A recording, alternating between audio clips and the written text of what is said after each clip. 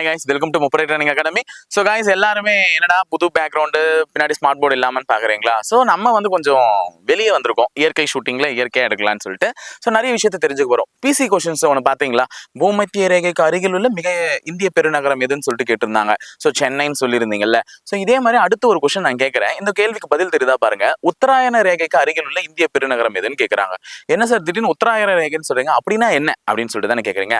உத்தராயண ரேகைன்னா ஒண்ணுமே இல்லைங்க. கடக ரேகையினுடைய இன்னொரு பேர் தான் உத்தராயண ரேகை.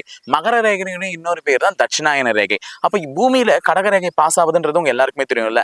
அந்த கடக ரேகை உத்தராயண ரேகை எத்தனை மாநிலங்கள் வழியாக பாஸ் ஆகுது? 8 மாநிலங்கள் வழியாக பாஸ் ஆகுதுன்றதுலாம் உங்களுக்கு தெரியும். அப்ப அதற்கு அருகே அமைந்துள்ள இந்திய பெருநகரம் எது? அந்த உத்தராயண ரேகைக்கு அருகே அமைந்துள்ள இந்திய பெருநகரம் எதுனா கொல்கத்தா தான். சரிங்களா? அதே மாதிரி இந்த 3 ரேகைகளும், பூமத்திய ரேகை, உத்தராயண ரேகை, தட்சிணாயன ரேகைன்னு சொல்லக்கூடிய இந்த 3 ரேகைகளும் கடந்து செல்லக்கூடிய ஒரே கண்டம் எதுனா ஆப்பிரிக்கா கண்டம். சரிங்களா? ஆப்பிரிக்கா கண்டத்துல தான் கடந்து போகுது. நெக்ஸ்ட், பூமத்திய ரேகை 2 தடவை கடந்து போகக்கூடிய ஒரு நதி எது அப்படின்னு பாத்தீங்கன்னா காங்கோ நதின்றது தான் 2 தடவை கடந்து போகுது. நெக்ஸ்ட், இந்த பூமத்திய ரேகையும் கிரீன்விச் ரேகையையும் இணைக்கக்கூடிய ஒரு பகுதின்னு ஒன்று இருக்கு. அது என்னன்னு பாத்தீங்கன்னா கினியா வளைகுடா வந்து இணைக்குது. நெக்ஸ்ட் வந்து இந்த 3 ரேகை சொன்னோம்ல, இந்த 3 ரேகையில அந்த கடைசியா இருக்கக்கூடிய மகர ரேகை வந்து தட்சிணாயன ரேகைன்னு சொன்னல, இது எந்தெந்த கண்டங்களின் வழியா கடந்து போகும்னு பாத்தீங்கன்னா தென்கொரியா, ஆப்பிரிக்கா அண்ட் தென் வந்து ஆஸ்திரேலியா, இதுல தான் கடந்து போகுங்க.